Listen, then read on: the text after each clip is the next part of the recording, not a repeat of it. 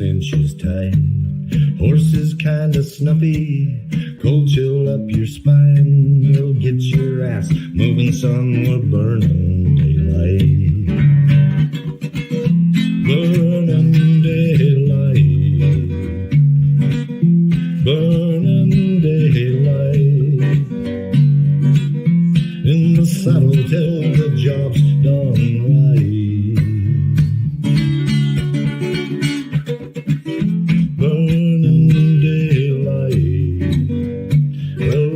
Just together, and you won't catch 'em all. But when you ride through the gate, make sure you sit up tall.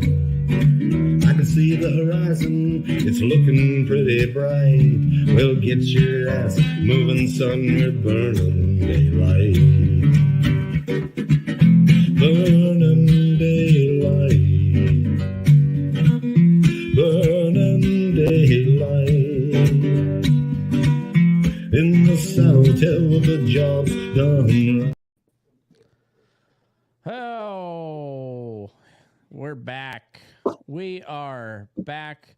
I say we're back. Zach Sargent's back on the show. We're gonna do some philosophizing once again, and it's kind of become tradition with Zach. I gotta cut a conversation short because we've already been going for a while. We've already hit a good groove, and yeah. So anyway, Zach Sargent's back on the show because I had what I thought at the moment was a brilliant idea in the shower. I was like, Cowboys debate about shit all the time. You know, what bit's better than this? Cowboy or puncher versus buckaroo. Wade tree versus fork tree, long rope versus short rope, you name it. You know, hard ass boss versus the cool boss. You know, like you can argue about shit all day long because contrary to popular belief, most of the day cowboying's pretty monotonous and ho hum. Well said. It's it's just kind of in the nature that like you get to picking on each other, and then you'll get to arguing with somebody just because I don't know, it passes the time, and then you get quicker on your arguments, and then maybe somebody gets one over you on your arguments, so then you got to go like look it up because it's eating at you, and I don't know. It's just it's one of those things, and I thought we should probably do some sort of Oxford style, and we're gonna go through some debate styles because I never did get to be in on a debate team, which I clearly should have been. I would have loved it, but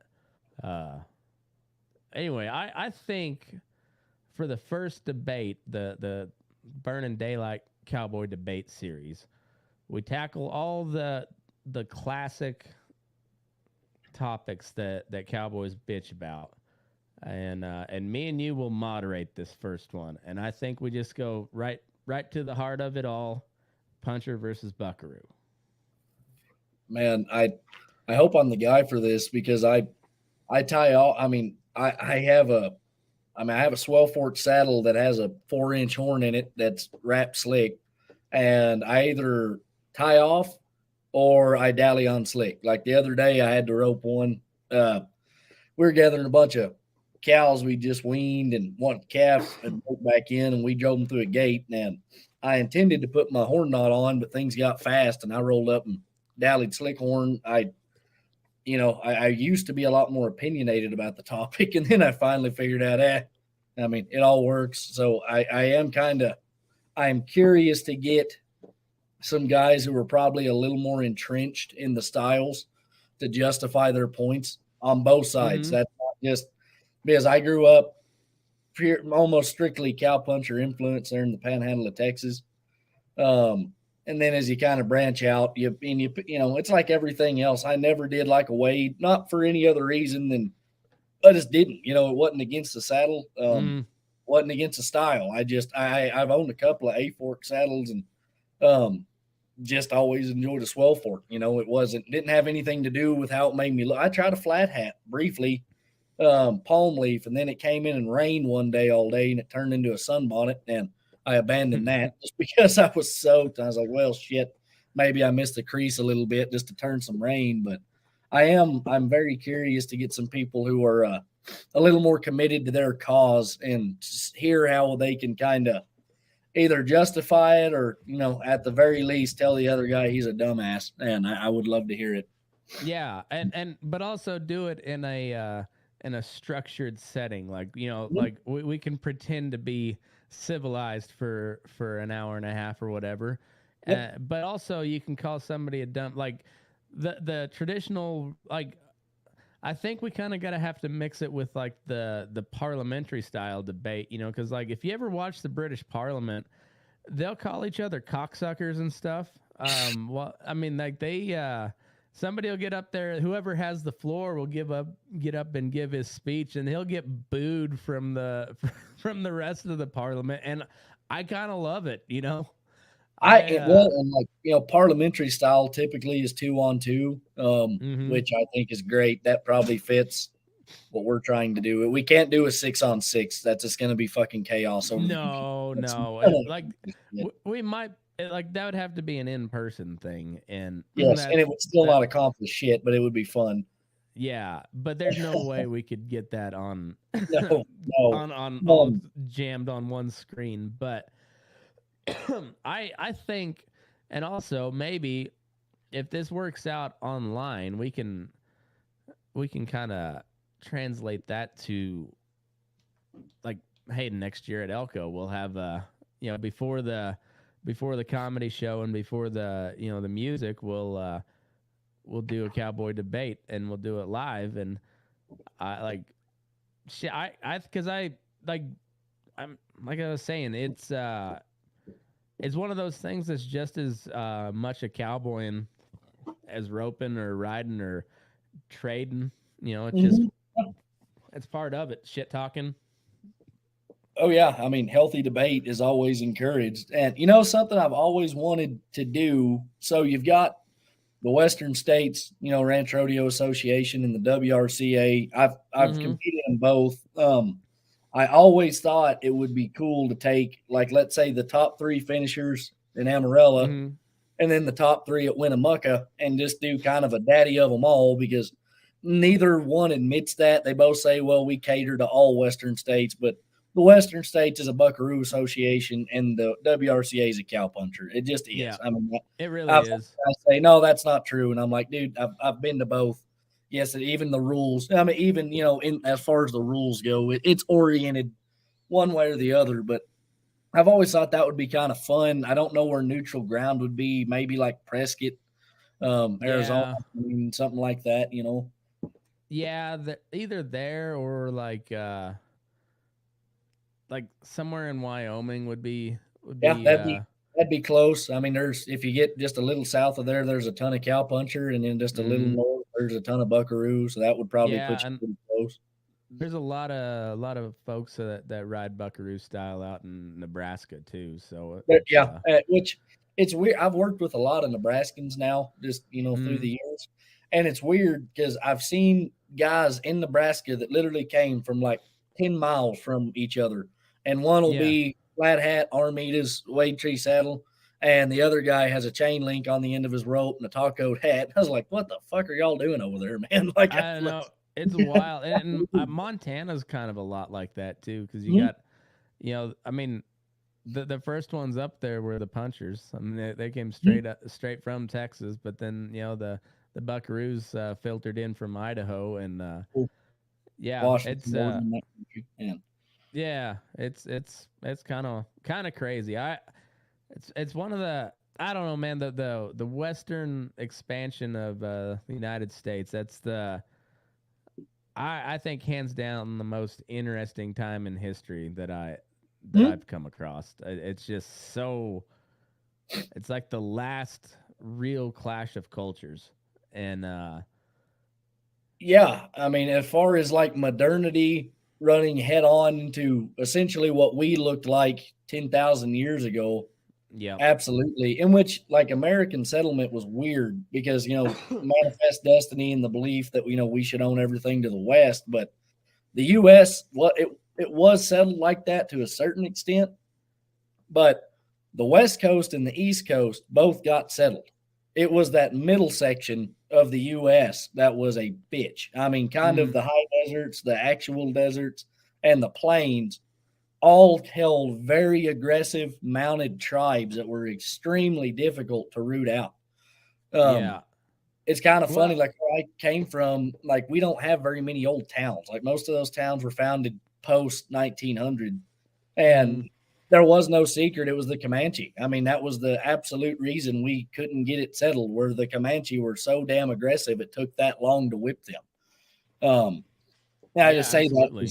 if you go just a little bit east of there or a little bit west of there, shit, there's several towns founded 1850s, 1870s. But like I said, it's not the Midwest. It kind of should be, but it's not. But the Plains corridor was really the last frontier in the U.S. I mean, it was a son of a bitch. The Indian Wars, and that's not. I'm not discounting. California had a very rich Wild West history, as did Oregon, Washington. But Yeah, but the Indians on the coast weren't nearly as warlike as the Plains Indians because they mhm, didn't have to be. sure, yeah, um, Um, the Plains, I mean, yeah, there was they're like, hey motherfucker, this is my buffalo herd, not yours. Get the fuck out. eh, they were, and it's kind of funny too because just the other week. So I'm in Colorado now, just south of Cheyenne. But we were down. Me and a buddy drove down to Texas to help Dad for a few days. Mm-hmm. And we take the route down through southeastern Colorado, Colorado, the Oklahoma Panhandle, down into the Panhandle of Texas, so back through some of your old stomping grounds. Oh yeah. And that's it. He kind of commented. He's like, it's weird because if you get just a little bit west of here, it's Rocky Mountains, but it all looks the same pretty much for this 10-hour drive. I mean, through these plains, it's just damn near Yep. identical.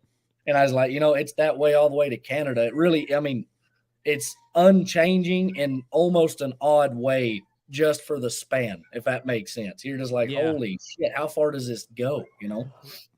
Well, and I always go back to the Dust Bowl because like that's what I know. Like that's where I'm from. And but that I can't recommend the book The Worst Hard Time Mhm. enough. Like that's such a good book. Yeah.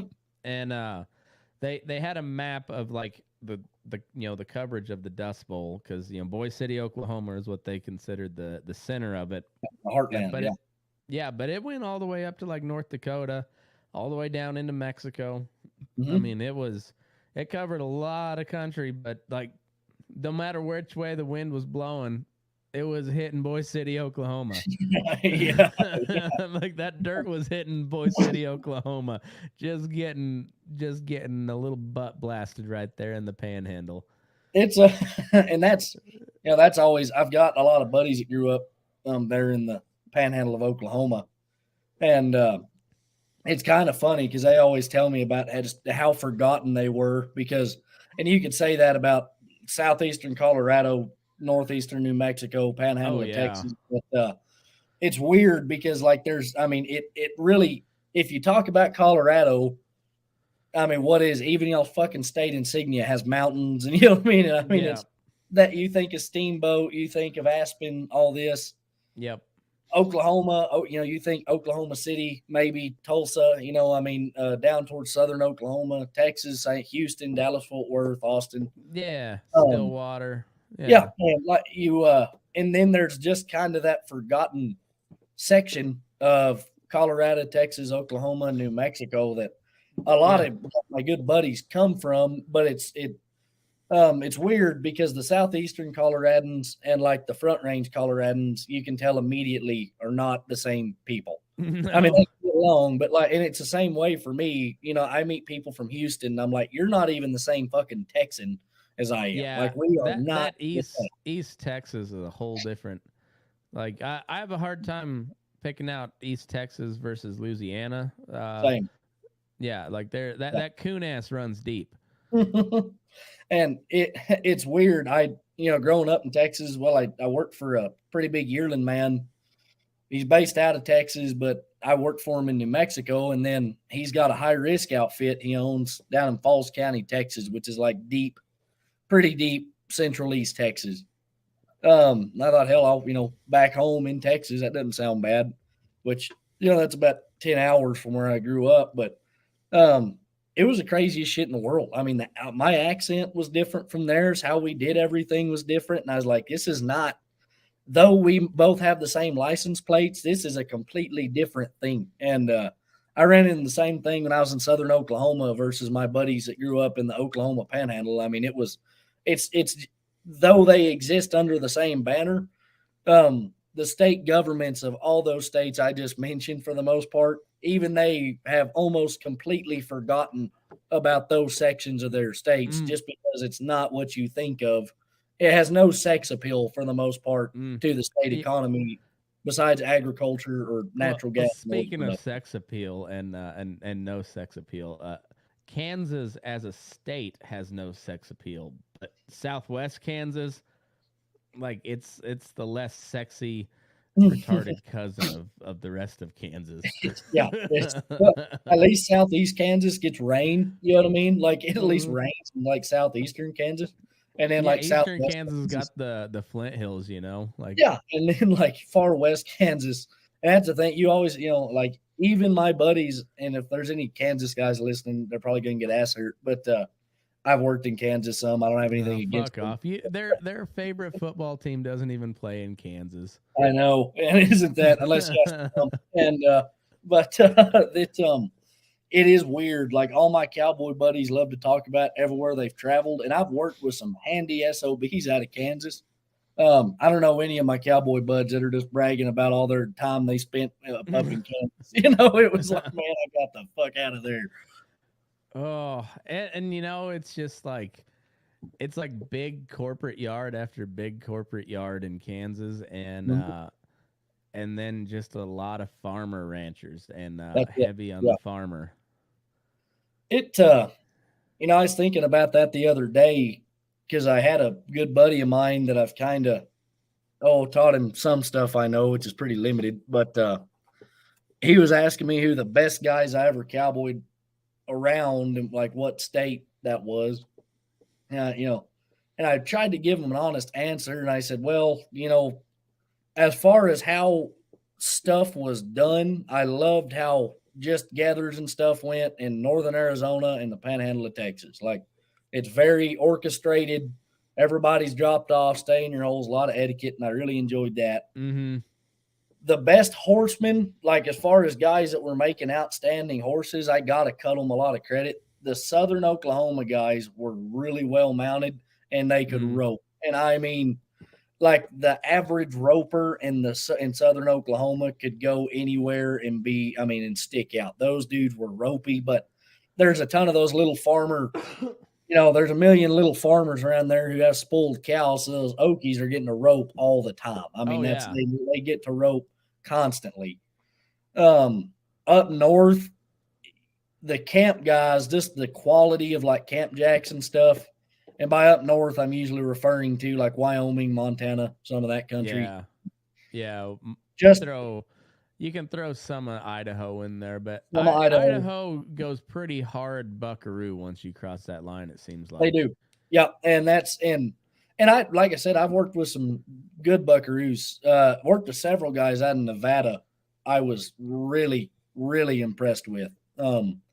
Rexburg is probably one of the best I've ever worked with, and he was a buckaroo and taste. I mean, as far as long ropes and armitas and shit, that guy loved to jerk down cattle. I mean, he may as well have been tied off with that 60-foot rope because he loved it. Shit. I've noticed I'm coming up on what is it, 6 years? Yeah, I think I'm coming up on 6 years here in Nevada, or maybe it's 7. I can't remember, but I guess 2017. So yeah, I'm coming up on 6 years. And man, the buckaroos, they'll get rough with a cow just as quick as any puncher. When it comes to it, but they sure get real sanctimonious when they're talking about it. Right. And It's uh, not all of them, but like that whole it wouldn't be a stereotype if there wasn't some truth behind it. and and he Rex grew up on a lot of those bigger ranches in Nevada and stuff, and we were discussing the style changes, and he asked me about like Texas, and I said, like my granddad and those guys, most of those guys wore 3.5-inch brim, 4-inch brim, silver bellies, almost universal. Taco creases. I don't even know if you saw till like 90s, probably that real hard. Maybe like, but it was like it was really like early 2000. It was kind of like when me and you coming up. I don't know where it come from. Like the brims got bigger as the years went on. But the 5-inches got hot. Yeah. Yeah, but then the taco, like that Texas taco crease with like the V in the back, and then and real squared up. It. That's fairly modern. I mean, and you'll see some of the old timers that wore the little brimmed hats and kind of had the round in the 60s. You see a lot of it, but it wasn't. See, and you'll hear a lot of buckaroos, old timers. They'll talk about like the flat hat wasn't a thing till the 90s either. And I was Rex. I asked him about that. Like, when did you start seeing the flat hats? And he said the first couple of times he actually saw guys show up to Brandon's with flat hats.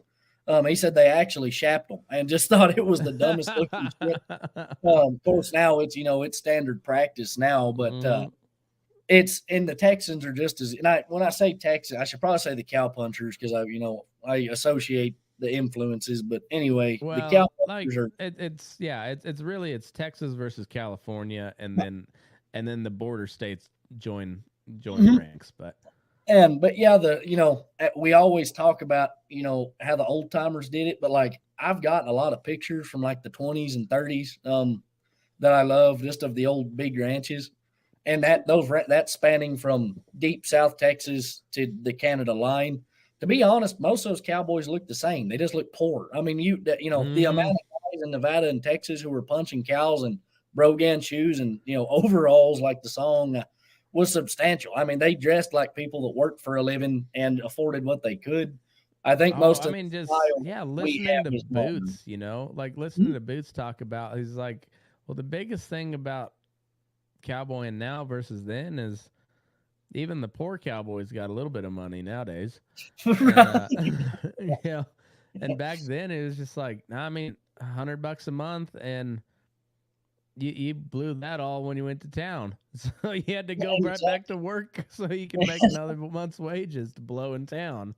Well, and like my great granddad grew up on large ranches, and I've gotten to talk to a lot of the old timers back home.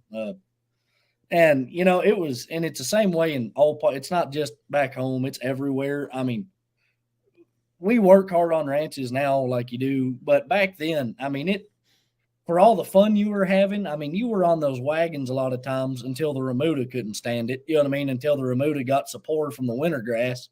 Right. That's what Boots always would say is like when the horses got weak, that's when you came in off the wagon. And I don't know how many guys that listen, have ever been on a wagon or anything. If you have, for a week or something, it's pretty fun. You know what I mean? It's like, man, we're really doing it. You know what I mean? And then like after about a month, it's kind of like, man, like this kind of sucks dick. Like this is not all that fun. I'm wet. I'm cold. I stink like shit. Yeah. And you imagine doing that for 5 or 6 months out of whack, like the Diamond A's in Arizona back in their heyday when they were really rolling, when they were still the 3 V's. At one point, they ran 4 wagons year round on that ranch. And I talked to a guy who was on one of those, and he said, it sounds stupid. He said a lot of times they would cut all of us loose to go to town when there got to be a fight every night. And he said you got so fucking sick of everybody that it was just a brawl every night, and they'd finally cut you loose to go to town. And he said, but besides getting hurt, there just wasn't days off. You did every damn day, sun up to sundown, and that. Though that sounds fun on paper, there's a reason a lot of those guys quit. After they got up into their 30s and went to town. That was hard ass work, and we've got it a little bit better, nowadays. Well, speaking of that Diamond A, I was yeah. So I was messaging their one of their managers, Josh Keller, the other day. Mhm. Do you know him? I don't know, Josh. When I was out there, Jake Bowman was running it, so I'm kind of out of the loop now as far as that goes. Okay. Anyway, Yeah. I just thought maybe I I didn't know if you knew him. This Mhm. whole cowboy world's pretty small, but every now and then, like I hadn't heard of him until it's. This is also like people were asking how I find guests sometimes, and like Mhm. it. Sometimes it's tough because it's just hard getting people to getting schedules to line up. But this guy, I was reading his comments on another guy's like post on one of those like ranch jobs groups. I forget which Oh one it was, Christ! but Yeah. and anyway, he had a good response, and I can't remember exactly what it was, but I just remember like and then I went and looked at his profile, and he's a ranch manager at the Diamond Ace. So I was like, I wonder if he'll do a podcast. So I sent him a Mhm. message, and he said he did. So now I gotta set up a time. But That'll be a fun one. anyway, That's a cool ranch. yeah, I enjoyed it.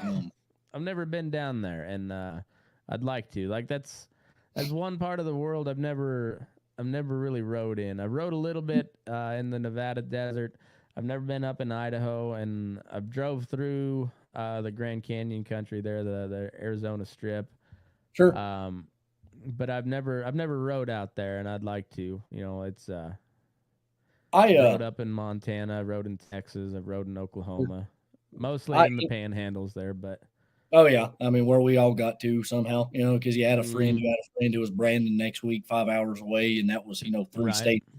And so yeah, we Yeah, and you heard there might be a couple hot girls there as yeah. well, So so might as well. may as well load. Like I said, see what Hmm. happens. Yeah. Yeah. I So like in Idaho, I'm pretty limited too. I helped the guy a little bit there around Pocatello, and that's Hmm. about the extent of my Idaho cowboy. I had a buddy up there who come out of Arizona, and he said the country was cool as shit.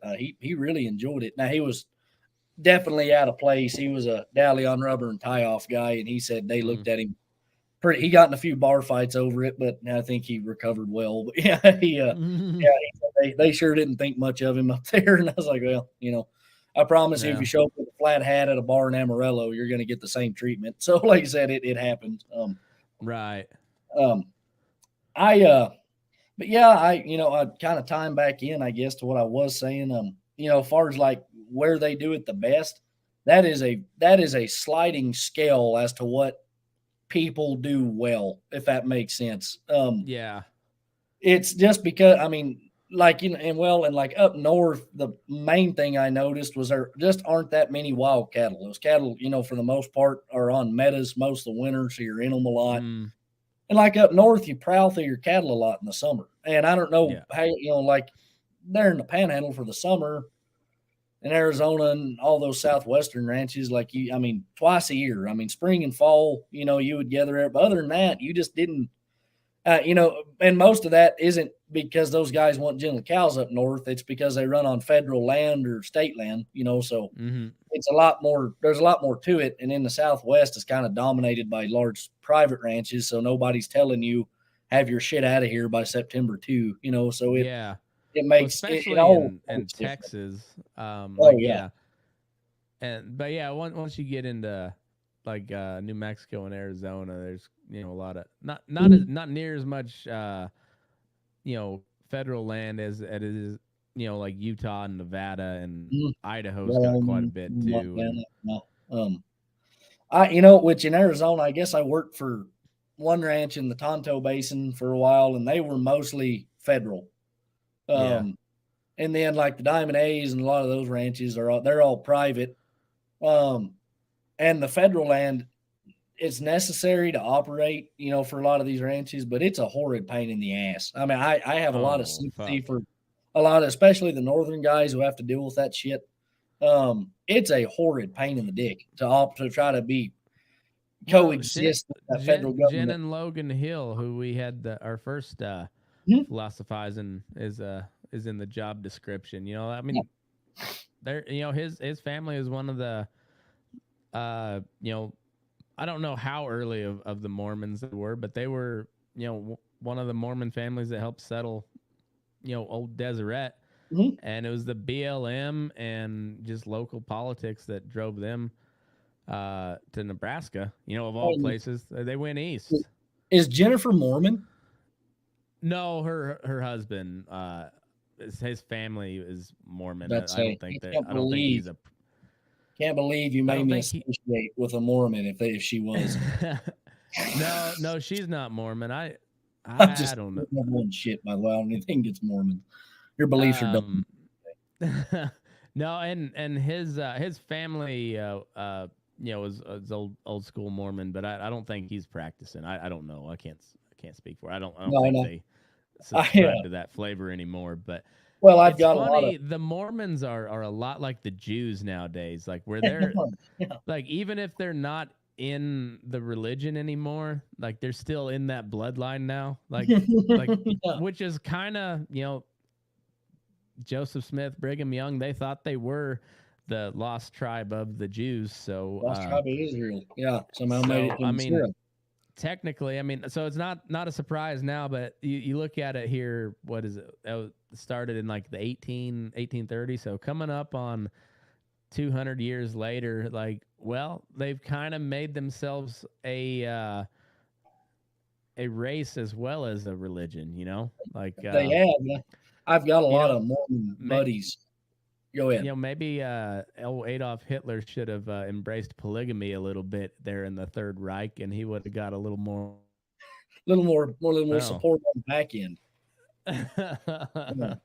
Yeah. I've got a lot of Mormon buddies, and I love to give them shit. And I was teasing one of them. I was drinking beer and teasing him about he couldn't have none. He's a horrible Mormon because if you asked him twice, he'd refuse a beer. On that third one, he couldn't turn it down. But I was That's teasing him because The Princess Bride was probably the only movie he was allowed to watch. that, Like you can only ask if you ask him 3 times. He. yeah. Yeah, I loved it. I was teasing him one day about because he didn't become Mormon until he was like shit. He's like 25, and I was like, no shit. oh, and I was like, how the fuck do you fall for that shit at 25? And he said, well, how did you grow up? And I was like, yo, I grew up Baptist originally, Southern Baptist. I'm not necessarily religious anymore, but Yeah. and he goes, he said, I grew up Methodist. And he said, best I could figure, he said, Mormonism was no more ridiculous than being a Methodist. And I was like, well, I guess I can respect that point too. But, I was like, I don't know that any of them are more right or wrong than the other necessarily. See, I'm starting to come around more to the Mormons because at least they keep their women in line, Oh, man. And I will say, like it or not, in a lot of those little Wyoming towns, if you saw some smoking hot little blonde walking around, just put the money on it. She was Mormon. Yeah, most likely. Don't know how that worked, but man, that gene pool, though narrow, is working for them in a lot of places. Like good for them. Well, they unlike the Jews, they spread the wealth around. Like they go preach, Yeah. Like the Jews try to keep everybody out. And the Mormons are like, nope, we're spreading it. They're like, hey, that whole thing where we're talking about like, the dark skinned becoming white and delightful and stuff. Let's have you seen these Samoan people? Right. They look like they could probably play some football. Sure. Yeah. At BYU. Maybe we should go preach to them. Yeah, maybe we should go plan a cruise. And no, I've got a lot of Mormon buddies that I love to give shit for their fucking beliefs, and most of them take it pretty well. They take it better than my Baptist. I think they have the toughest skin around. Absolutely, I mean, most of my Baptist buddies I grew up with do not take criticism well. Neither do my Church of Christians, but the Mormons, say what you like. They know that they're the butt of the joke, and they don't mind. They got they got a great sense of humor, or at least maybe not a great sense of humor, but they take shit well. They do.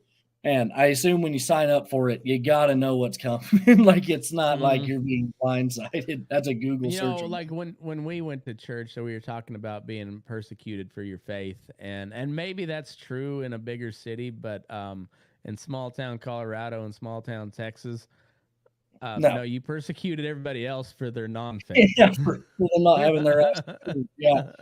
Um, and which, it's funny kind of talking about religion because I get asked often by family and friends, if I'm an atheist or what. And I've had to kind of reflect on that. I never used to worry about it until I had kids, Mm-hmm. because I want to be able to give them an honest answer. You know what I mean? Because I don't want them to think, well, dad's a fence bird. And I still can't. I mean, that's the thing. I've thought about it 100 times. I'm like, I don't know. I guess in a lot of ways, I probably am a deist. I probably have some deist beliefs. Mm-hmm. I don't necessarily subscribe to any religion, but it's tough. I've thought about that a lot since having kids and as they get older of what do you tell them? Because I can't tell them something I don't believe, but at the same time, I can't tell them, well, there's nothing up there because I don't have any more faith in that theory than I do, the Big Bangs. I really No, don't see, know. that's kind of where I fall back on Christianity, the same way with your buddy did on Mormonism versus Methodists. You know, Mhm. I I listen to some of these supposed like smartest people to ever lived, and they talk about all these theories, and but it's all based off of the Big Bang theory, Mhm. which if you believe that, then you you believe in something that you cannot prove, and there's no way of saying, but you're just thinking as the best of my knowledge, this is what happened. Mhm. Okay, well, the best of my knowledge, somebody greater than us created all of this. Mhm. And so I think no matter religion permeates everything, no matter if it's atheism or deism. Mhm. Atheism is a big of a faith as as Christianity is, because you And believe that there is nothing else out there, and it all came from. And nothing. maybe probably not all atheists believe that the Earth originated from the Big Bang, the universe, whatever.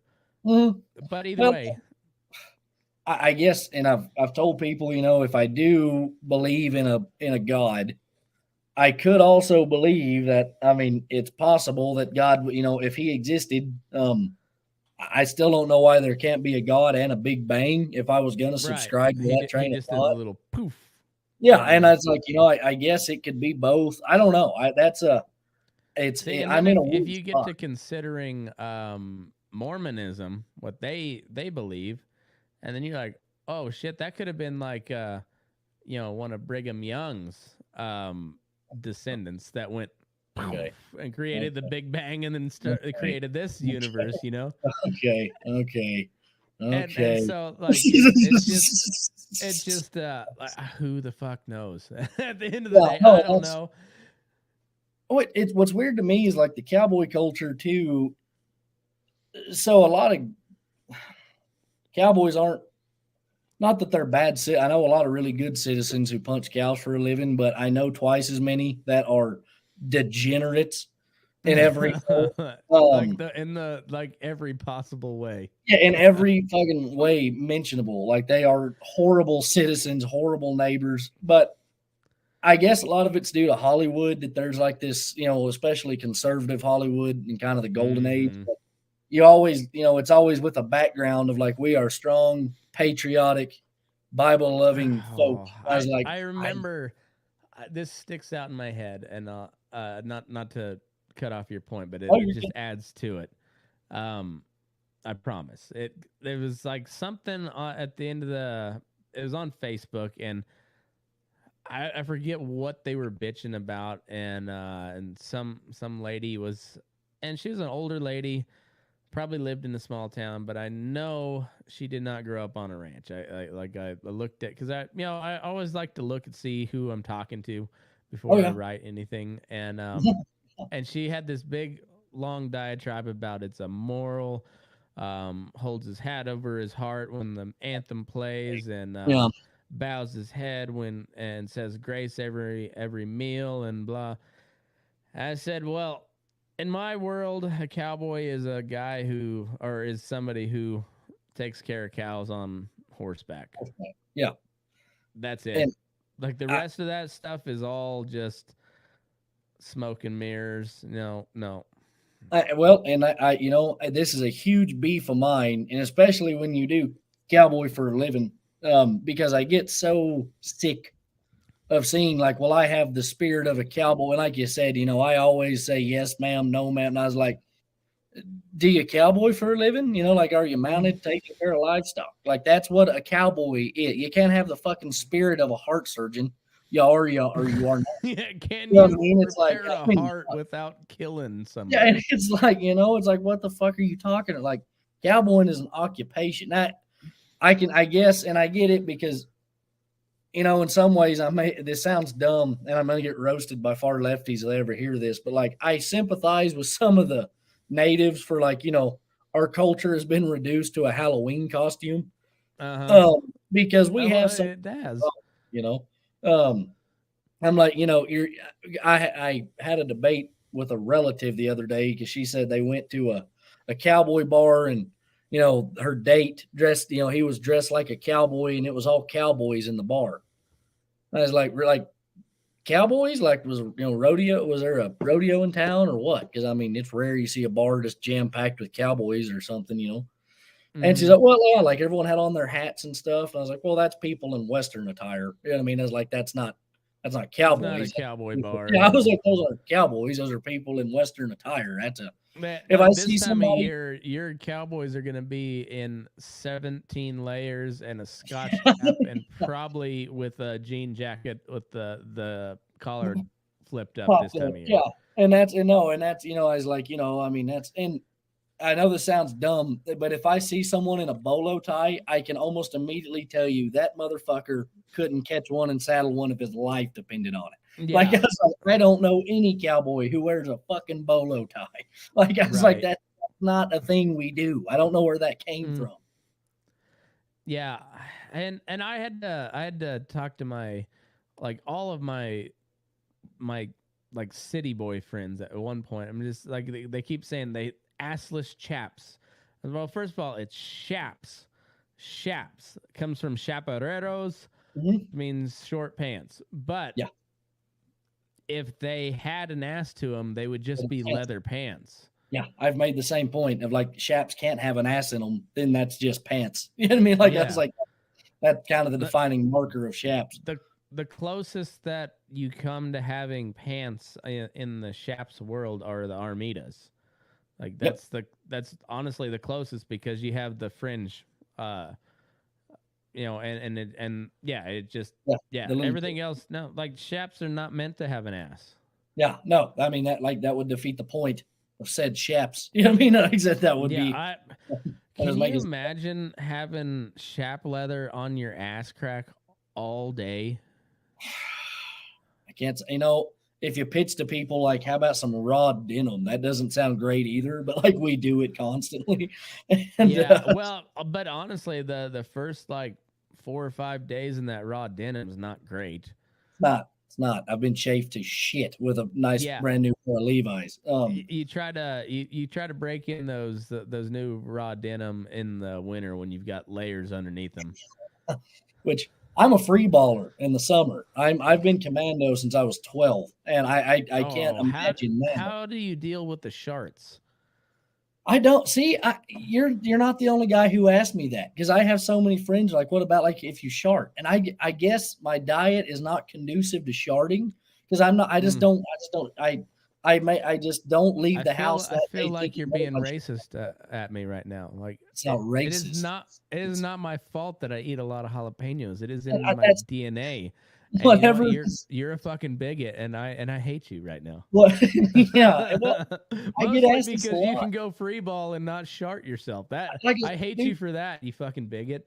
I'm not gonna turn him in over a podcast, but just today I found out when we went to help my dad with his some of his shit back home. This guy I brought with me got a horrible stomach virus during this trip and accidentally shit himself a little bit in my mother's spare bedroom. Oh no. And he was like, I was giving him shit because you're gonna, you have to. And he's like, it's never happened to you. Is like, I can honestly say, since adulthood, I've never shit not once, never voided my bowels on myself. I've been slick clean since at least, let's say, like my inaugural time at the National Western Stock Show, I believe I was 8th grade. We went up for FFA, and I came down with something fierce like right before we went, but I was not gonna miss the show. It's 8th grade, and you get to go out of town with your buddies. Yeah, it's big shit, man. Oh man, I shit myself going into the rodeo at the National Western Stock Show, and like, so I found where we were going in, and I was like, I gotta go to the bathroom, and waddled myself over there, and I just bought a new knife at the Hall of Education from one of those cheesy ass vendors, that. And it was probably a dragon knife, if I remember right. I can't remember for sure, but one of those cool things when you were 8th grade. And I cut my underwear off, so I didn't have to take my pants off. Right. And I just promptly left them on the floor. Cleaned myself up, and then I kept a little cushion of. What? Do you ever watch Robin Big on? Oh yeah, I used to love it. Yeah. Yeah, right. The man pawn. I did the man pawn. It works. Yeah. Well, like if you've already shit yourself once, don't take any other chances, man. I get it. I get it. That shit up. Said I am sympathetic to the fact that there are people that risk shitting themselves, but I'm blessed. I haven't done it. I don't walk out of the house planning on it. I had another buddy one time in 8th grade, actually, same grade, who nutted himself one time, which I thought was odd, but it happened. I saw the remnants. Him and his girlfriend were doing some heavy petting on the bus.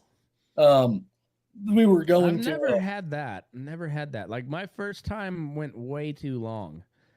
Same. I couldn't go because I jacked off my whole life. So it was a completely different feeling. I didn't know, you know what I mean? It's like, I can't, it's not going to happen. I'm not used to this sensation. Yeah. And same thing. It was like way too long. And eventually it wasn't, I mean, it was fun, but then I got used, like the anxiety kicks in, cause you're like, is it broke? My first time was in a grove of trees in the middle of town. And oh shit! Oh man, I was a horny little shit, but couldn't finish. But I remember after we got what we called done, I was like, "That's this has gone on too long. Like, let's call it." I still lost my virginity, so that's all that really matters. You know what I mean? That's like, all that really matters is that I'm done. And I remember she was like, "You're not gonna like this stays between us." Where I was like, "Yeah, I'm not shit. I did not clear the tree line before I had made every single friend of mine aware of what I had just accomplished." I was same here. So proud. That was to this day, I can't recreate that like ecstasy I felt of just like, I may die, but I won't die a virgin. You know what I mean? Like, it's like the best thing ever. Same thing. I did it in the house that I was renting in college. It was my, summer after my freshman year. I had plenty of opportunity freshman year, but for whatever reason, usually too drunk. Like, it wasn't whiskey dick. It was just like, no, I'm out. I'm unconscious. Yeah. Yeah, exactly. Or I was too drunk to make any headway from the get go. Yeah. And yeah. So, but anyway, like, so it happened pretty normal in my house there that I lived in college. But yeah, as soon as I was done, I called everybody. Yeah. It's a big moment, Fuck like, yeah. I mean, that and having my first child were probably, tit for tat on like the emotional scale for me. Yeah, it was kind of on the same level. Yeah. Pretty much. Which I did it. I pursued it young. So I lost my virginity at 14 years old. Oh shit, dude. Which Yeah, is that's so irresponsible. I will tell my kids, like, I know it sounds fun, but if you knock somebody up at 14, like your life is fucked. Like, as you know what I mean? Like you fucked up horrible. yeah, But yeah, I and was so pent up at that age, man. God, I walked around with just a rager. Like I couldn't help myself. I was a little mom. I mean, don't get me wrong. It's not that I wasn't trying. It just never really did happen. Well, I also grew up in a very well. My dad was not very strict at all. Except you're gonna work. Like we went to work, and Yeah. but other than that, he didn't really care too much. My mom was devout Southern Baptist, and I was in church at all times. I was I played guitar in youth group. I did, Yeah, CF the man. flag, the Oh yeah. whole shebang, dude. Oh yeah. Yeah. I led the youth group for a while, Yeah, and yeah, me my too. I was gonna be a youth pastor there for a minute. me too. Just didn't shake out, but Yeah, like, for whatever reason. but no, Turns my out dad. banging sluts was kind of fun, actually. Yeah, well, that was the problems. I kept finding funner shit to do on Wednesdays. Right. No, my dad was. I mean, my dad was religious, but not in like a strict sense. Like he was more of, you're young, whatever. Yeah. Kind of. He kind of let me roam. My mother was a very devout Southern Baptist woman, but I had a huge benefit because I'd grown up in a really small town there in the Panhandle from kindergarten till 8th grade. Well, Mm. then Dad took another camp job on another large ranch, and we moved. So all of a sudden, I'm the new kid at school right after puberty has hit. And being the new kid at school is just, I mean, especially in schools that have like, 10, 12 You're kids per gonna class. fight and you're gonna fuck. Yeah, I mean, it was for me, it was the best thing that could have ever happened to me. It was a good time. It was perfect time. I should probably thank my dad in my adulthood now for that strategic move. Um, and That's because he, perfect. he benefited me greatly, I have probably had some of the same. Like we lived on, like pretty remote ranches. So like going to town, like if I was in town, like and once I got to drive, I was in town on the weekends, but like in junior high and stuff, barring like sports, FFA or 4-H, like you just weren't in town. You know what I mean? Like you Yep. didn't get a lot of the opportunities that town kids got for like under the slide hand jobs and stuff. Cause like we had to get on the fucking bus. You know what I mean? Cause like we had a Mhm. 45 an hour bus ride to our entrance to get kicked out to walk, to bumfuck nowhere panhandle of Texas, So like Yep. we got shorted on some of those early experiences, but I made up for it as soon as we got that move out of the way. Um, yeah, Hey, I it's gotta a go fun take a way. leak real quick. I'll be right back. Yeah, go ahead, man.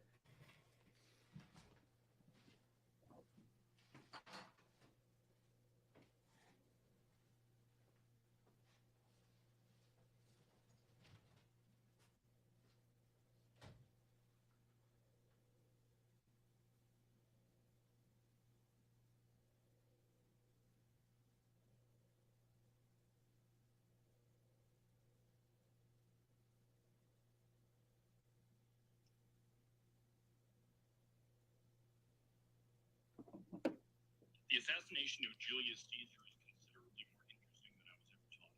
This is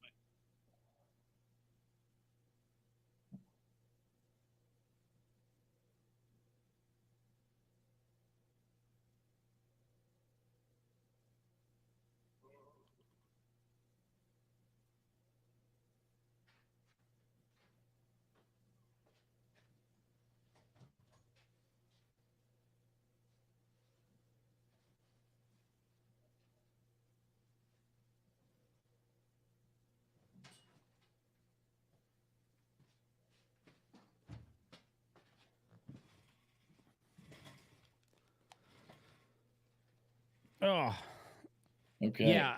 I agree 100% on like when you're when you're a ranch kid in general, and I didn't grow up on a big ranch. We those don't exist in southeast Colorado really, but Right. um yeah, but you didn't go to town hardly at all. Like you Mhm. outside of school, you just he didn't spend much time in town. Like I got kind of lucky because my mom was the librarian, so she would when she had to go up to the school at work, we'd go to town with her, and we'd get to go, to the pool in the afternoon, and Yeah. that was pretty rad. Right. I always felt like old Squints from Sandlot because I've always had big thick glasses, so and that didn't have contacts at the time, so yeah, if you went to the pool, well, it's had so like I was doing flips off the high dive, holding my glasses as I hit the water. Right. And that's kind of so. My wife grew up like she was born in Michigan, then grew up in Phoenix, like in Okay. Phoenix, Arizona. And like she had zero ties to the ranching, farming, or cowboy community. I mean, didn't know we existed. Like literally, did not know what I did for a living when we met. Didn't understand it. Still, only she mostly does now, but it's still vague.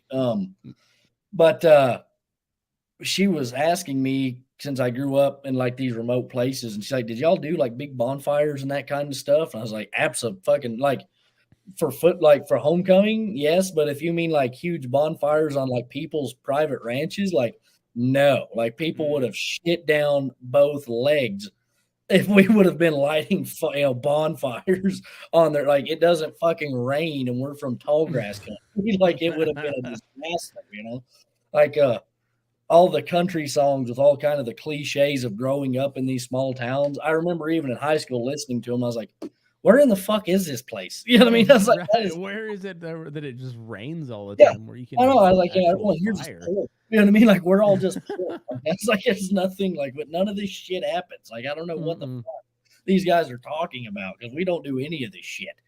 Like in high school, I mean, I played football and stuff, so like you had that, but I mean, other than that, it was really mostly just driving around your pickup, hoping somebody had found a new cool song to jam to, and shooting at random shit. You know what I mean? Like that was literally. Honestly.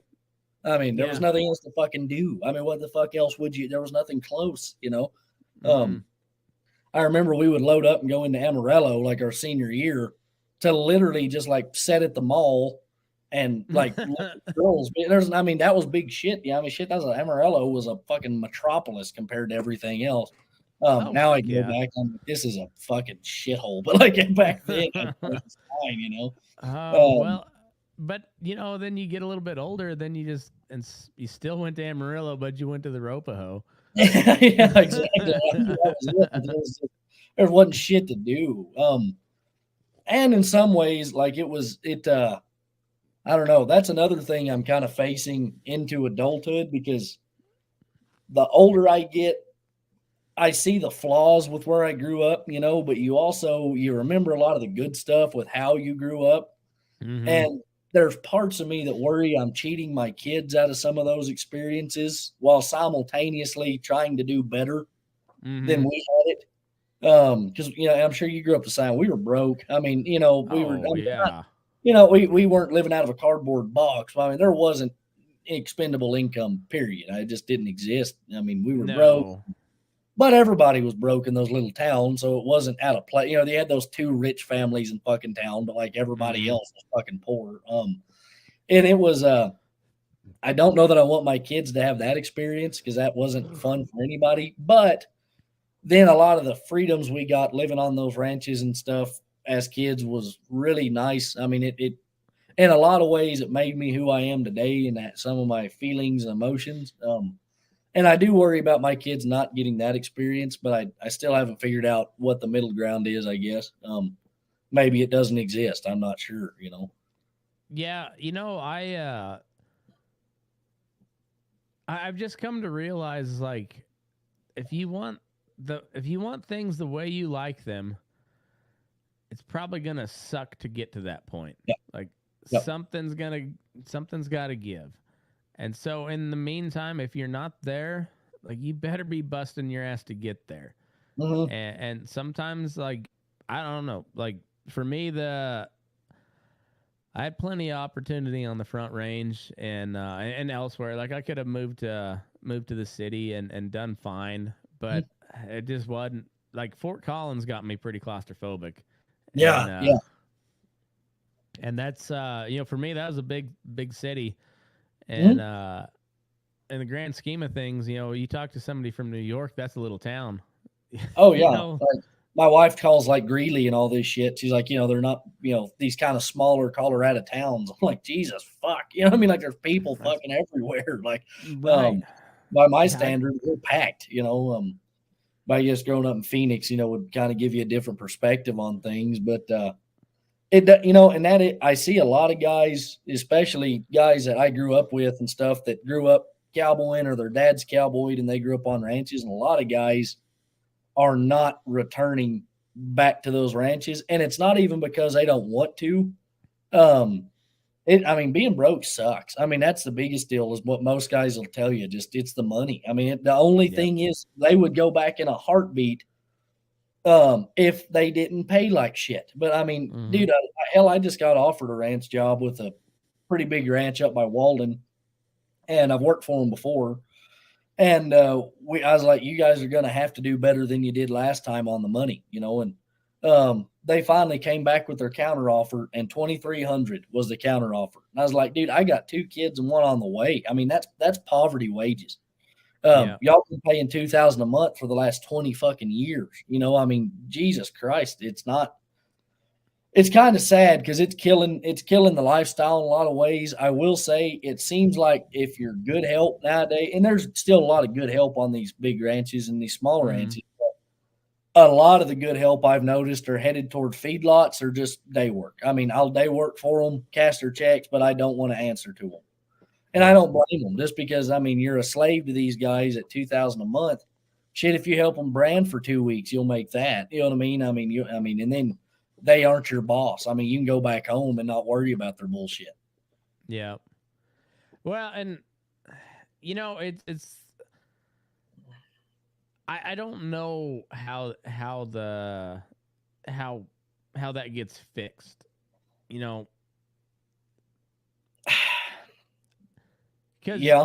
if you look at it from the rancher's point of view, like they're doing everything they can to make it work, Mhm. and a lot of times they literally can't pay any more than they do. And I Sure. Yeah. understand that. I get that 100%. But like also, you can't expect to get much worth more than that than what you're putting in. Mm-hmm.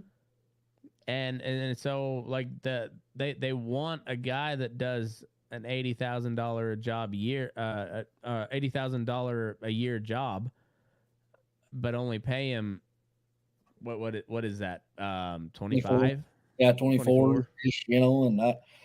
the feedlots they're kind of the first ones on the wagon of just start paying these guys, which they had to be because the turnover rate was ridiculous in a lot of these Mm-hmm. yards. But shit, there's several feedlots now. If you're willing to work a little bit longer hours, you can go knock down 5,000 a month pretty easy, Mm-hmm.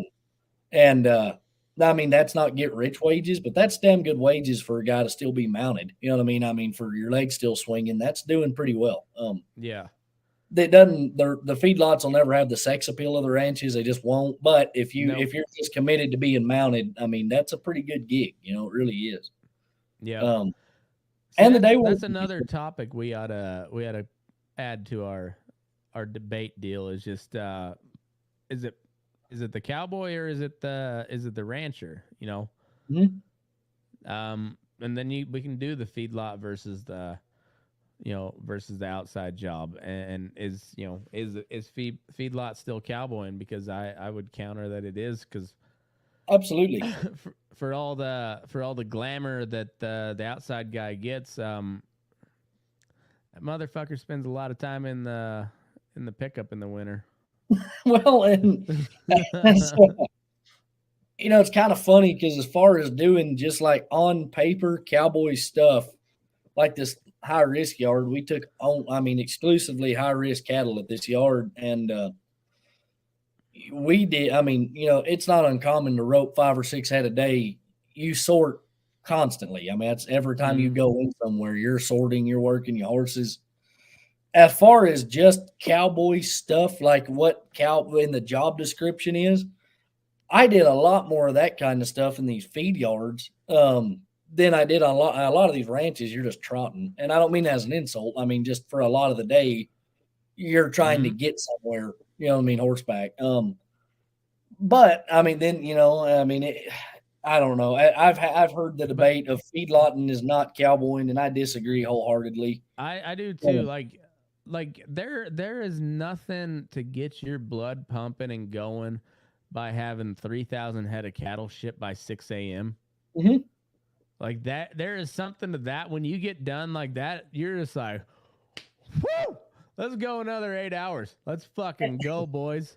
And I tell people like the roping in a feedlot deal. If you want to talk about learning to rope and not stir shit up, a feedlot is a great place to do it because normally you'll get one loop. I mean, you'll get that one sneaky shot to where they don't know they haven't smelt the rat yet. And if you don't get that shot, your biggest goal then is don't let him back into this wad of calves and stir shit up horribly. I mean, you do have to learn a different type of roping in those yards, just in the name of you don't. I mean, we took care of a lot of cattle on wheat, and it's easier because you can peel them out, drive them off a ways, and you've got, even if it's only a couple 100-acre wheat field, you still have a lot of room to keep him out of that bunch of cattle.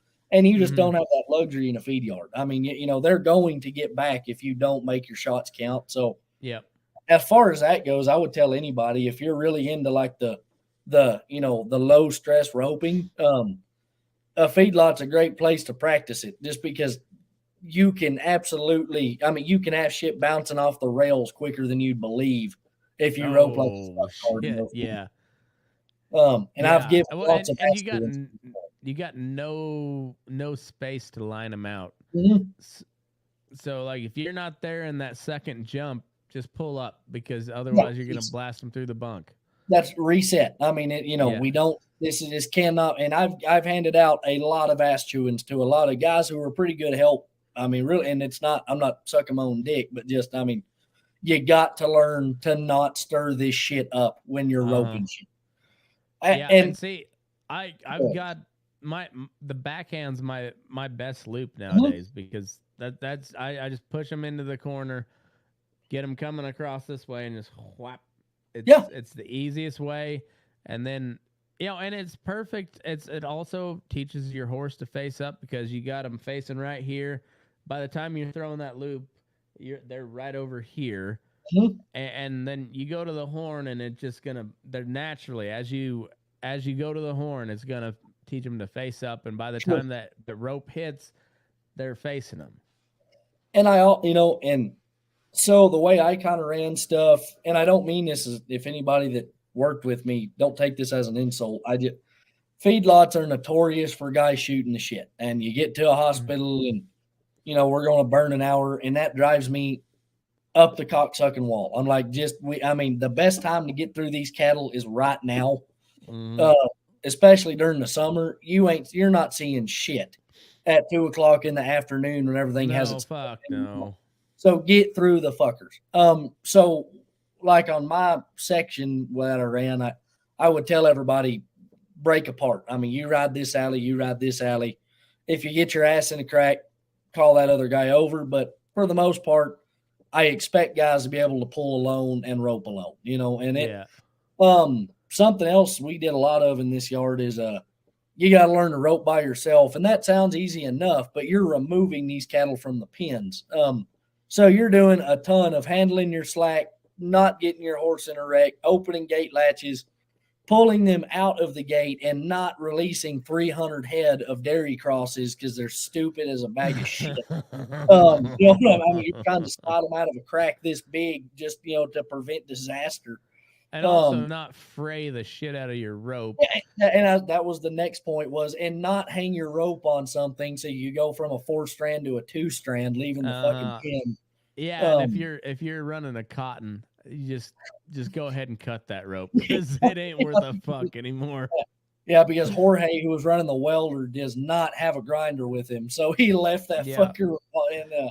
But yeah, those cotton ropes are 6 strand, and I know you only frayed one of them, but just go ahead and cut it because that cock's just cut it right there. Tie you a new Honda, but because that is compromised. But yeah, but it as far as like learning to do that stuff by yourself and be handy at it, there is a lot of shit you're going to get to do in those feedlots that you're not going to do outside, and it will translate to outside as far as learning to get that shit done in a timely manner, not make a wreck out of it. Because I never tell guys, slow is smooth, smooth is fast. I hear that all the fucking time now, and I'm like, just as if I don't care if you go slow, but at the same time, this isn't a timed event.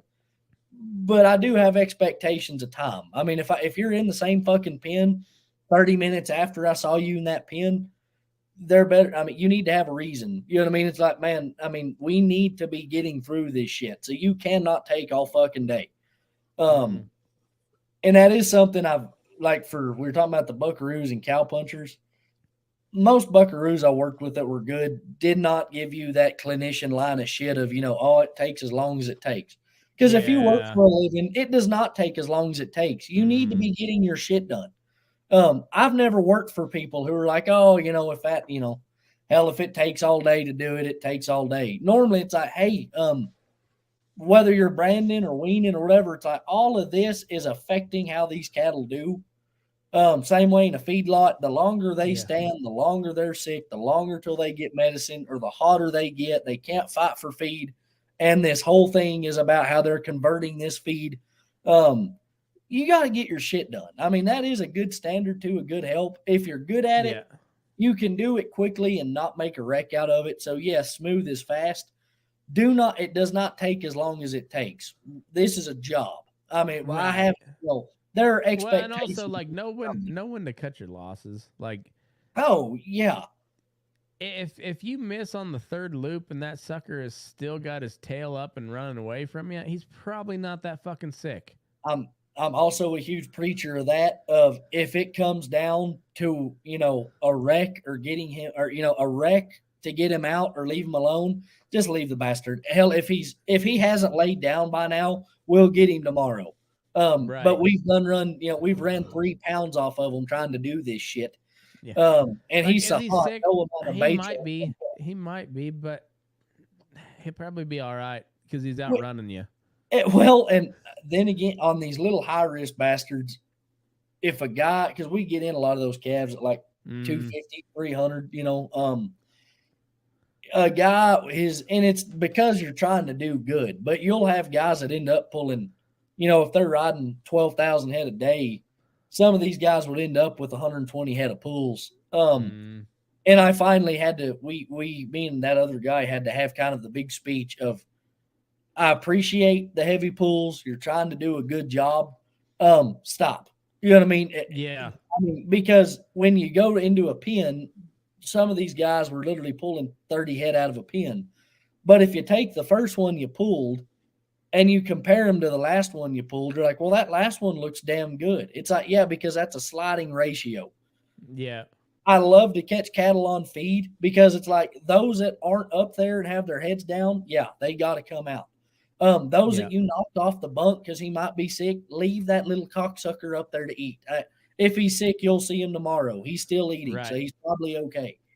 See, and that's and where we, like our whole yard, except for a handful of, and literal, I guess it's like 2 handfuls. We like just local guys feeding out steers. Outside of that, everything's essentially limit fed. Yep. So. Like everything looks like shit until they get feed in their belly. Yeah, until they're full.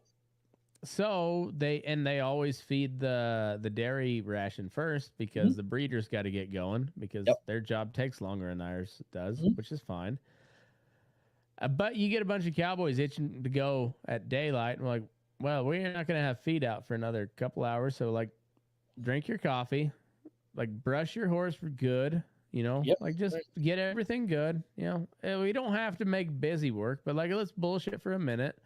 And then, if like it's starting to feel like we should get going. All right, let's go make a lap around the yard, see if there's any strays out. But like, there's no need to get into the pens until there's feed in front of them, because you Dude. can't tell the difference between a sick one and a hungry one on limit ration.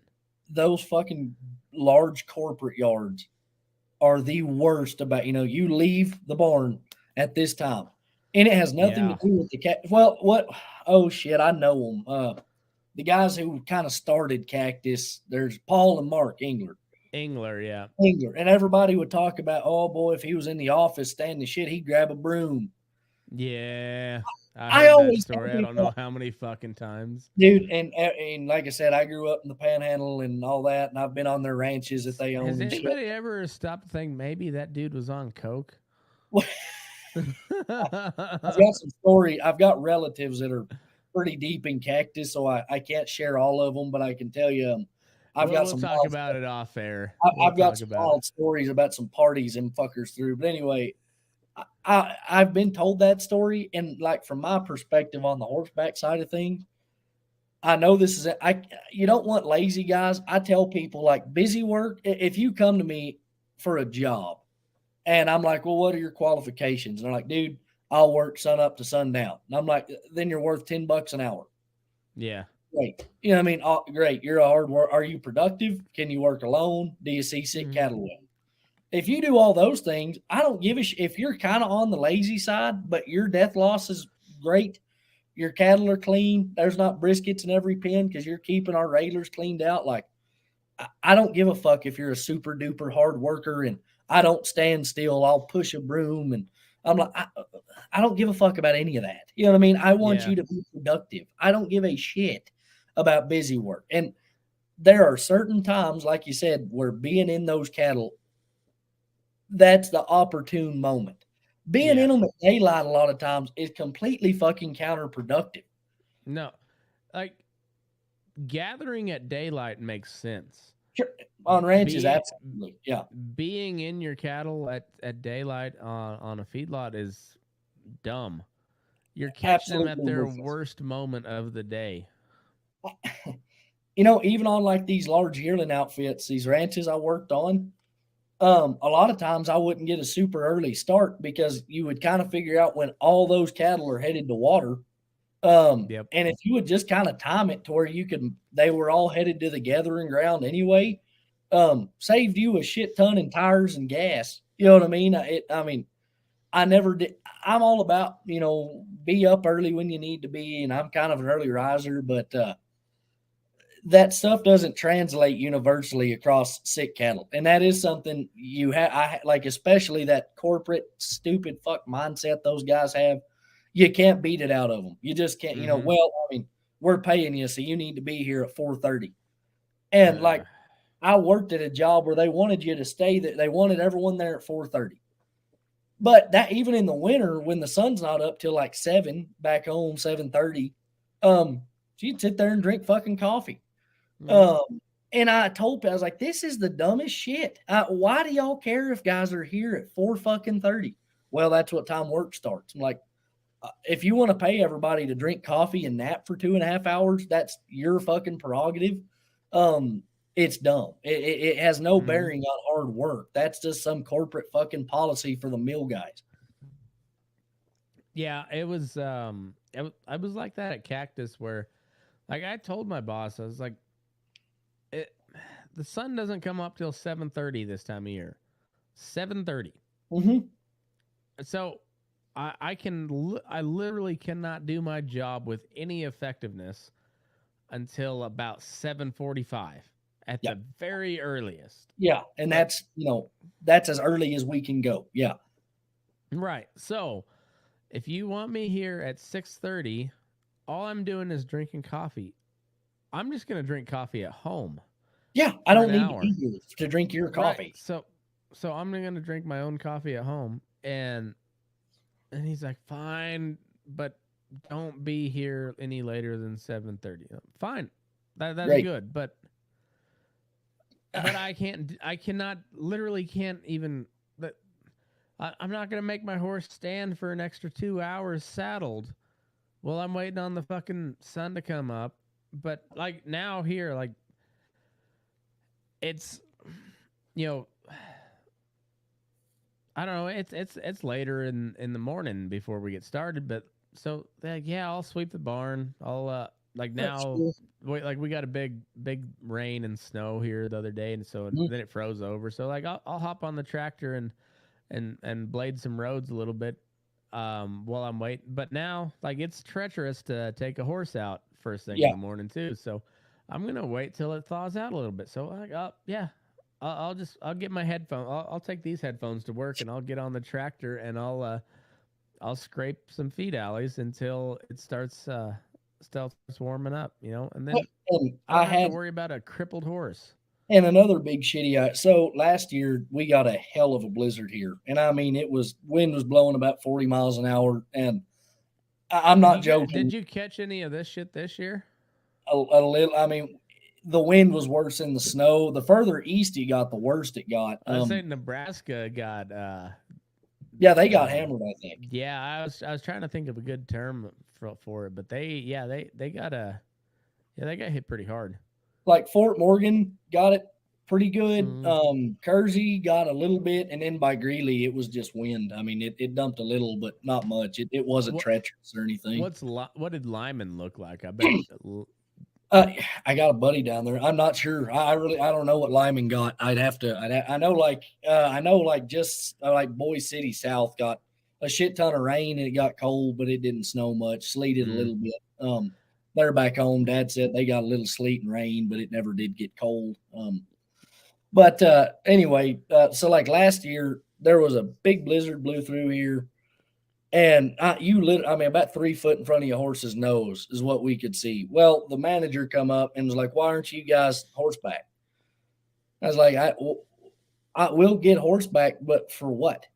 To call in deads?" And he was like, "Well, what if there's sick calves out there?" It's like they're dead. If they're that sick, they're not walking to the hospital, and Baytril does not cure hypothermia. You know what I mean? No. Like they're dead. But he threw a big shitty, so I told all my guys, I said, "You know what?" I said, "Fuck the big cattle. Do your little circle through those little calves, blow them out of the corner to see what they've stopped to death. Just get done." So we got done. The whole yard was done in about an hour, hour and a half. I mean, just guys just throwing gates. Because he was like, "Keep them out of the corners." Well, yeah, ride through, blow them out of the corners. As soon as you leave, they're all headed to the corner again, right you know? back. And so he got mad. He's like, "Well, they're still shit wadded up." And I was like, this is an idiot fucking errand. I mean, if you want to, you can place guys out there with feed sacks to shake them out of that corner, but it's a blizzard. I mean, this is one of those situations where medicine is not going to remedy it. And all we're asking for is for a horse to go down and a guy to get hurt. Like, this is dumb. Don't do this shit. See, and this is where, like, when you go back to the whole religion thing, you're just like, this is bigger than I am. I cannot do anything here. No, Like, this is not sick cattle stuff. This is an act of God, and we cannot. Nothing we do today will fix what's going to happen tomorrow. Nothing. no, like you can do an after action report or whatever they call it in the military, and but at the end of the day, you're just like, we were overwhelmed by nature. Yeah. At the end of the day, it's like we didn't have. There's no plan you could make because nature just does what it does. Yeah, and like and I feel like a jackass looking at this crew of cowboys staring at you. Like, are you really going to make us? And it's like, no. I mean, honestly, just stay warm, do a circle, go. Like this is manager. This is purely corporate shit. Right. It's one of those just like, no, I don't believe in this, but also like I'm not going home to my wife in this and telling her that I'm fired because they asked me to go do something. So it's like, hey, let's like you have my back, I got your back. Let's go make a show of this and then come back in here and because guess what? If they're not, he's not going to fire all of us. So yeah, I mean, he's got to have us. You know what I mean? If we do this as a unit, we're okay. Yeah, I just can't have a chicken shit in the bunch, But see, this is another topic we should talk about is unions. Like, like I know everybody's against unions, but like, man, you look at those union jobs and you're like, those guys kind of got it fucking made. They had to You go know, through some shit to get there, though. I've actually been a big preacher of the dumbest thing Cowboys ever did was we didn't realize the value in unionizing. Mm-hmm. And I know most guys are pretty right wing, so you hear union and you immediately just, oh, what the fuck. But if you Mm-hmm. Cowboys have essentially the only power you have is to quit. That's Yep. it. You don't swing any more dick than I'm loading my shit and I'm out of here. I mean, that's Right. it. On the ranches, I can see where it would have been difficult. The feed yards, it could have started there for the unionizing. I think so. Some of these new laws Colorado's putting in, as far as if you work, they jerk the ag exemption. So right now, if you work it's 60 hours in a work week, you are due overtime.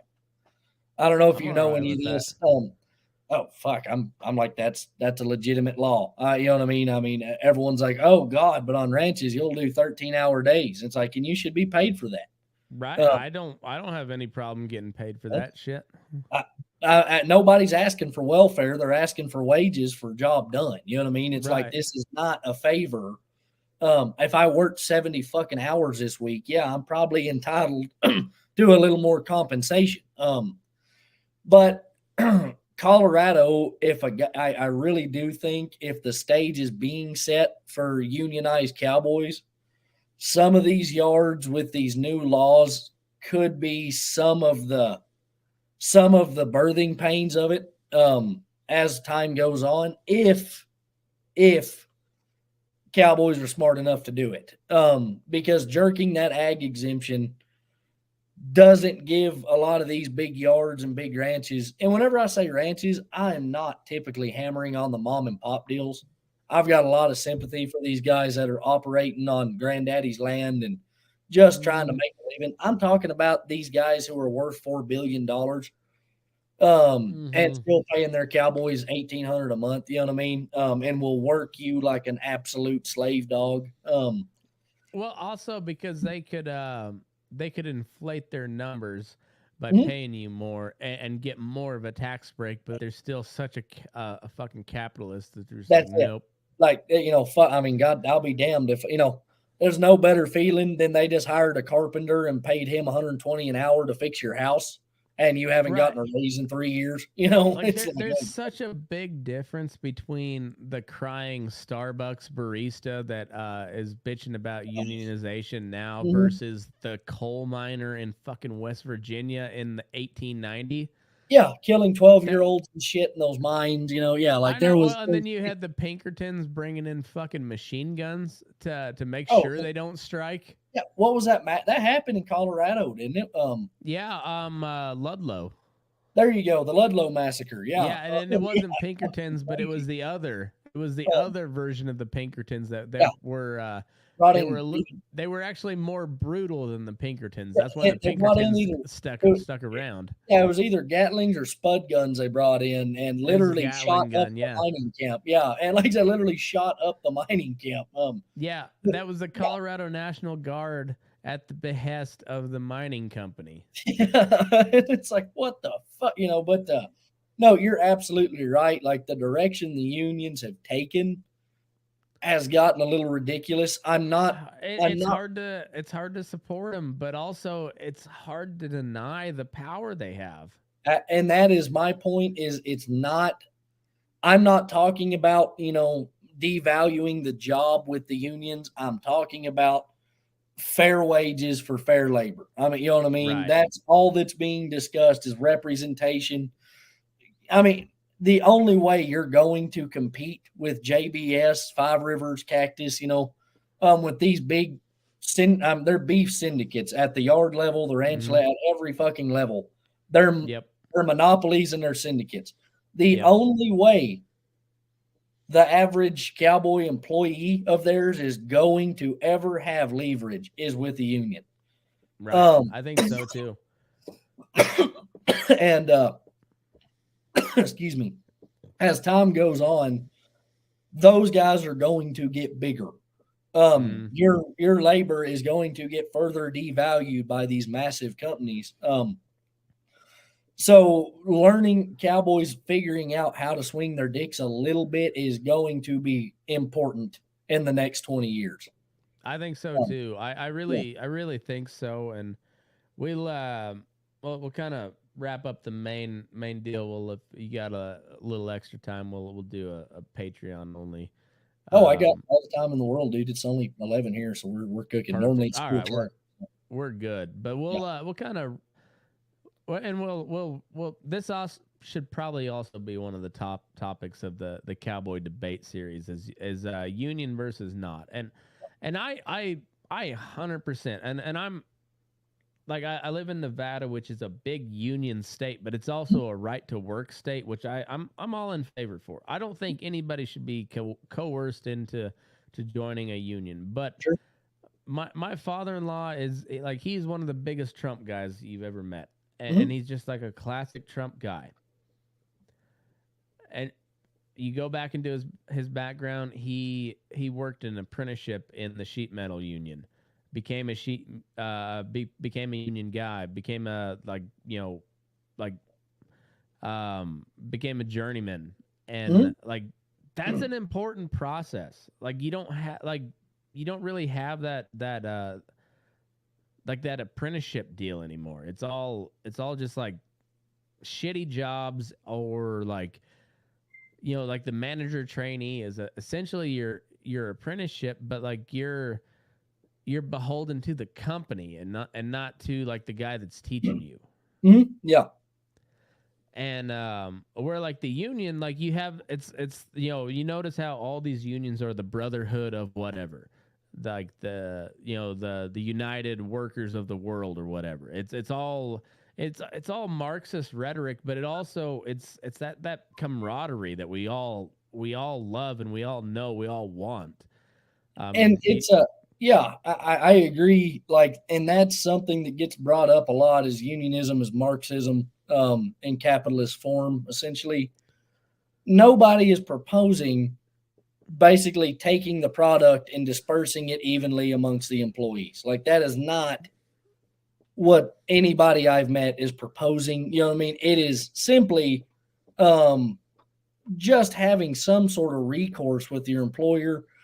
A lot of these, feedlots and ranches we bitch about because of how poorly they're managed and mm-hmm. operated, could absolutely be taken to task for their bullshit. Yeah. If we unionize, like, there, it nobody is pitching for, like you said, the Starbucks crying barista. That's not what I'm shooting for. What I'm shooting for is, like, I mean, workers' rights and having some sort of backboard for these companies to be forced to bounce off of when it comes to the type of employees they want to get a hold of. Right. Well, and it's I mean, that was kind of the overall deal, was like basic human dignity was That's it. kind of what the original labor movement here in the US was, because it was capitalism run amok, but it was also crony capitalism. So I mean, it's like capitalism run amok turns into crony capitalism, because you find whoever has power and you wield it in your favor. Yep. And the union is like the first line of defense against that, because it's the workers actually being able and having the legal power that say, fuck you, no, we're going on strike. Mm-hmm. And so Yeah. like this railroad deal right now, like, and the Republicans are getting blasted for not standing with the workers, and they should. These railroad companies are making billions of dollars of profit, and this is a federal employees union, by the way, because these Yeah. are all federally run railroads. Mm-hmm. So it's not like your typical union where they can call a strike and it's ongoing until it's resolved. No, Yeah. these are federally regulated deals. So Mm-hmm. at some point, Congress will step in and say, no, this is the deal you have to take. They're asking for 7 paid Sick sick days, days a year. which is completely reasonable. That's not. Right. I mean, That's like, not it's excessive. if you're looking from our standpoint, you're like, I mean, that's kind of a lot of sick days, but either way, I mean, it's just like they're asking for like specifically designated sick days. Mm-hmm. Not paid time off, which they have to accrue. Like they have to work there for so long before, Yeah, to get PTO. like every other job. Mhm.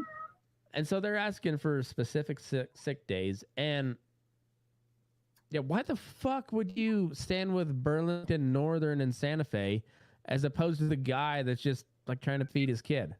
Yeah, fuck that corporation. Give him some sick days. And that's that. that's kind of where I stand on it too. Is like, you know, if you did like the amalgamation of if the entire company took their 7 sick days, I'm going to guess you would see a 0% drop in productivity and a 0% drop in profitability. Right. You know what I mean? Like, I mean, if everybody in the company throughout the year, the entire calendar year, took all 7 of their sick days, it's not going to affect how you operate. Like, it's not fucking obscene. I mean, Jesus Christ. Well, he's not asking for a $10,000 raise. No, like that's their big sticking point, is to have paid sick leave. Mm-hmm. Yeah. And just like, that sounds pretty fucking reasonable in today's day and age. Like, that shouldn't have to go to Congress. There's a reason why 3 different unions vetoed it. Mm-hmm. Yeah, I mean, and like that's the power of the union right there, though, is like they can say, no, we're not doing that. Fuck you. Yeah, and I mean, I'm sure that we're going to be heavily disagreed with on this side of things, but I do wish Cowboys would listen to it a little more. Like I said, I think the feedlots is a good baseline for guys to start. Yeah. And like, you don't want to go, like you said, you don't want to go put your like your local mom and pop guy that pays what they can. You don't want to put them out of business. No, like, it shouldn't apply to them. But like, if you got a yard with 100 employees, like, I don't know, let them have a vote, see if they want to be a union yard, you know? I agree. I mean, put a baseline on it. That's the whole thing. To become a union thing, it's gotta be voted on too. So, well, and I've got a good buddy that worked for JBS 5 Rivers. They liquidated at the yard he's at. They liquidated all of their American Cowboys because they figured out it was so much cheaper to use guys out of Sonora on visas that they sponsored, bring them up, pay. And I've heard guys like, well, I mean, if they those guys bitch less and they're more grateful, whatever. I'm like, I don't care how you spin it. In my opinion, that should absolutely be illegal as shit. Yeah, it definitely should be. Like, I've got a soft spot for a lot of the illegal guys, because they come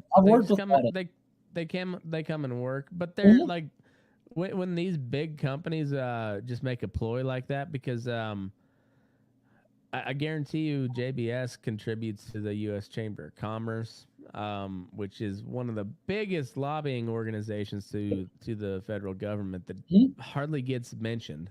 But if U.S. Chamber of Commerce says no, typically a bill doesn't get passed. And so like all this immigration stuff, U.S. Chamber of Commerce typically doesn't sign on to it, because they like that cheap labor a lot.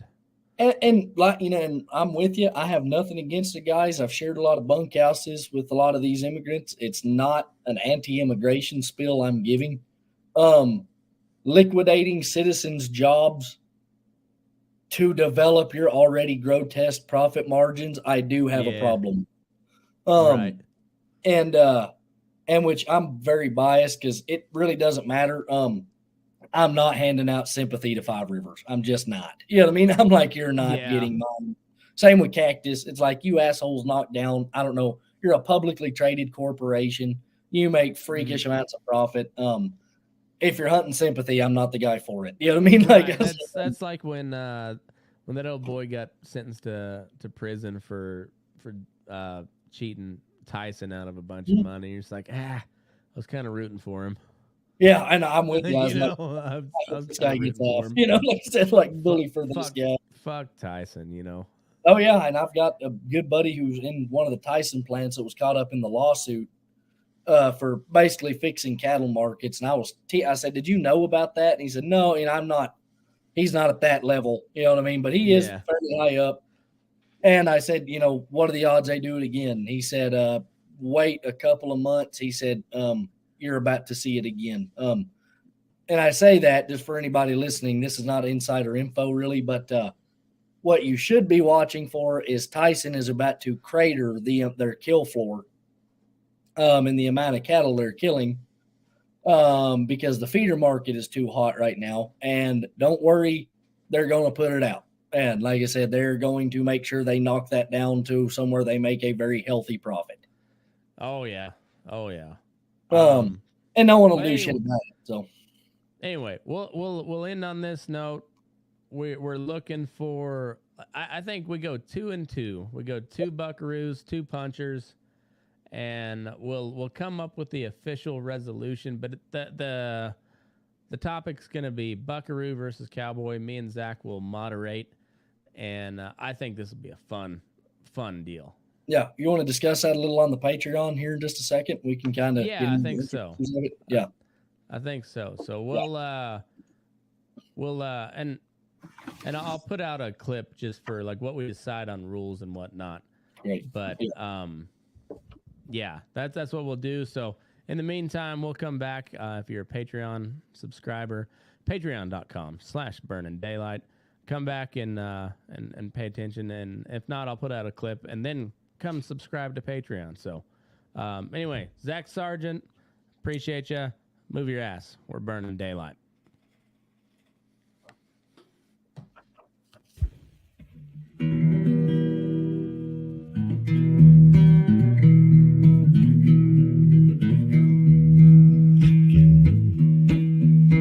Your eyes up in the morning beneath the stars so bright.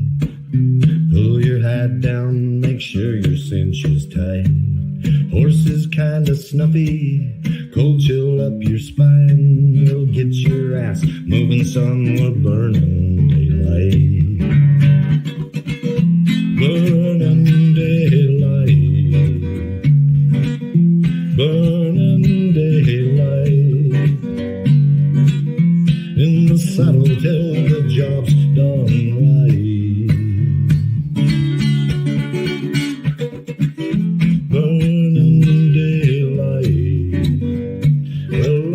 Just together, and you won't catch 'em all. But when you ride through the gate, make sure you sit up tall. I can see the horizon, it's looking pretty bright. Well, get your ass moving, son, we're burning daylight. Burning daylight. Burning daylight.